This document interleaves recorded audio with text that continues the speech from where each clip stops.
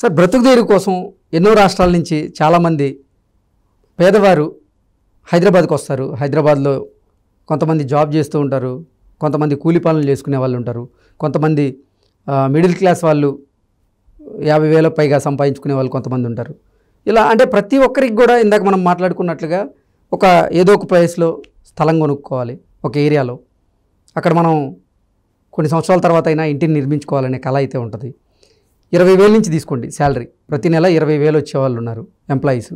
వాళ్ళు ఎలా ప్లాన్ చేసుకుంటే ఇప్పుడున్నటువంటి పరిస్థితుల్లో ఏ ఏరియాల్లో ఎంత ప్లేస్ తీసుకోవడానికి అవకాశం ఉంటుంది, వాళ్ళు ఎంత వెచ్చించాల్సిన పరిస్థితి ఉంది ఇప్పుడు అంటే ఏం చెప్తారు? ఇది చాలా మంచి ప్రశ్న కృష్ణ గారు. జనరల్గా ఈరోజు 20,000 అనేది అసలు not to be considered salary. Even మీరు క్యాజువల్ లేబర్ పోయినా తాపీ వేస్తారు, రోజుకి 2,000, 30 రోజులు చేస్తే 50,000 వస్తుంది. అందులో వైఫ్ హస్బెండ్ కష్టపడతారు. సో మీరు చెప్పిన 20,000 ఇన్కమ్లో నాకు తెలిసి 90% బతకట్లేదు. ఎందుకంటే గవర్నమెంట్ కొన్ని స్కీమ్స్ ఇస్తున్నారు. సో యావరేజ్గా చూసుకుంటే 30-40,000 అయితే వైఫ్ అండ్ హస్బెండ్ కలిపి పక్కా వస్తుంది లేబర్కి. I'm telling the lowest cadre of labour. సరే, యువతలోనే అనుకోండి, ఇప్పుడు పేరెంట్స్ కష్టపడుతూ ఉంటారు, పేరెంట్స్ వెనకేస్తూ ఉంటారు. ఓకే, పేరెంట్స్ డబ్బులు నేను ఎందుకు తీసుకోవాలి, నాకై నేను నా జీవితాన్ని నేను బిల్డ్ చేసుకోవాలి అనుకునే ప్రతి ఒక్కరు కలగానే ఉంటారు.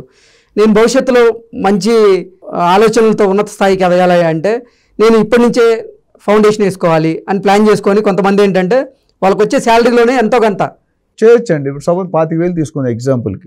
ఒక అబ్బాయికి కొత్తగా డిగ్రీ అయిపోయింది, లేకపోతే ఇంటర్ అయిపోయింది, ఫ్యామిలీ వాళ్ళు జాబ్లో జాయిన్ అయ్యాడు, ఓ 25,000 వస్తుంది.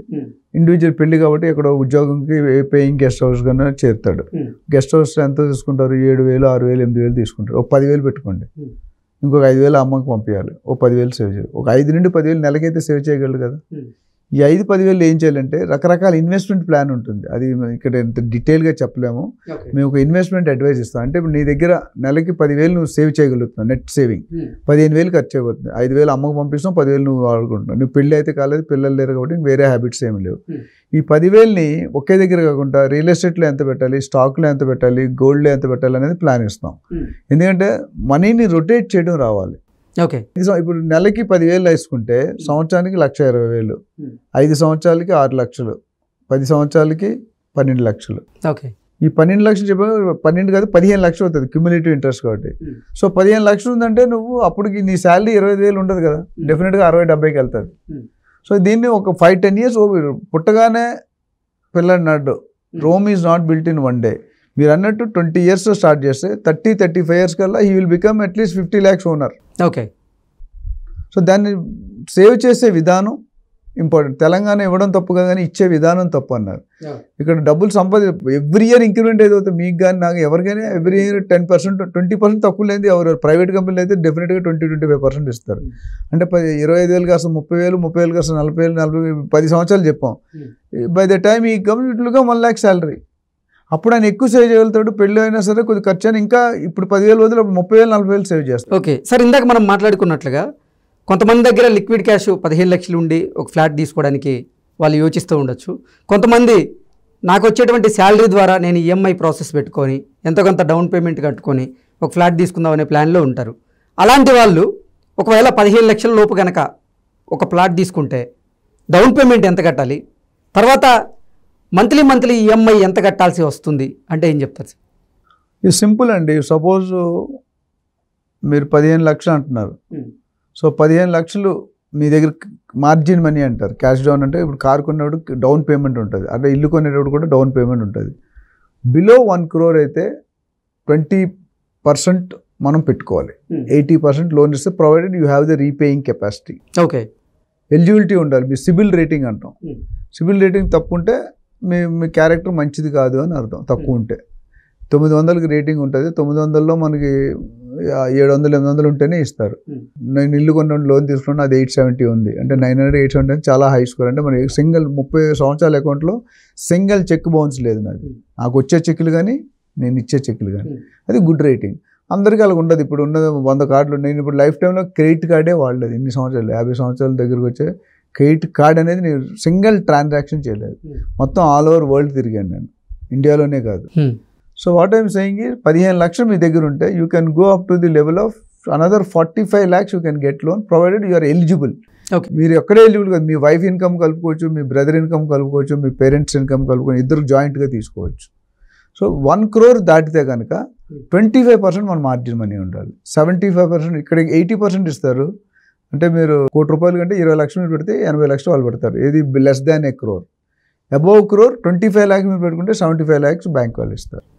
సో దాంతో మీ సొంత ఇల్లు మీరు అమౌంట్ 20 సంవత్సరాల్లో పెట్టుకుంటారా 30 సంవత్సరాల్లో పెట్టుకుంటారా అనేది ఇంపార్టెంట్.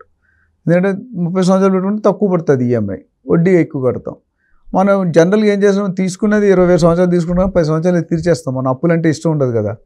ప్రతి మనిషికి అప్పు ఉండాలి. నా స్ట్రాటజీ ఏంటంటే ప్రతి మనిషికి బాధ్యత ఉండాలంటే అప్పు ఉండాలి, భార్య ఉండాలి. ఓకే. అప్పులు భార్య ఉన్నట్టు ఎక్కువ వేషాలేడు. మీరు మార్కెట్లో చూడండి, ఈ రెండు లేనట్టు తైతిక్కలాడతాడు. There is no responsibility. And అదేవిధంగా ప్రాపర్టీ తీసుకున్నట్టు ఎలాంటి ప్రాపర్టీ తీసుకుంటున్నాం, లొకేషన్ బాగుందా లేదా, డెవలప్మెంట్స్ ఏమున్నాయి, బిల్డర్ హిస్టరీ బాగుందా లేదా, వాడి క్యారెక్టర్ ఎట్లా ఉంది, ఎన్ని ప్రాజెక్ట్స్ చేశాడు అనే దానికంటే ఎన్ని ప్రాజెక్ట్స్ టైంలో చేశాడు, టైంలో డెలివరీ, అది ఇంపార్టెంట్. ఎగ్జిస్టింగ్ కస్టమర్స్ ఏమంటున్నారు, ఎండీతో మాట్లాడి ఎండీ విజన్ ఏముంది. ఇప్పుడు మీరు నాతో ఒక అరగంట ముందు మాట్లాడారు, నాకు కూడా మీకు ముందే తెలుసు అన్నారు. ఇవాళ ఇంకా క్లారిటీ వచ్చింది. అంతకుముందు తెలియడం వేరు, ఇప్పుడు లైవ్ మాట్లాడుతున్నాం. సో లైవ్లో మీకు అర్థమైంది సార్ నాలెడ్జ్ ఏంటండి. సో బిల్డర్తో కూడా మీరు 15 లక్షలు అని ₹1,00,000 పెట్టుకునేటప్పుడు మనం 1-2 days స్పెండ్ చేయాలండి. మన దగ్గర పబ్లిక్లో ప్రాబ్లం ఏంటంటే ది డోంట్ స్పెండ్ టైం. ఎవరి మీద థర్డ్ పార్టీ మీద డిపెండ్ అవుతారు వాళ్ళు. They will take you for a ride.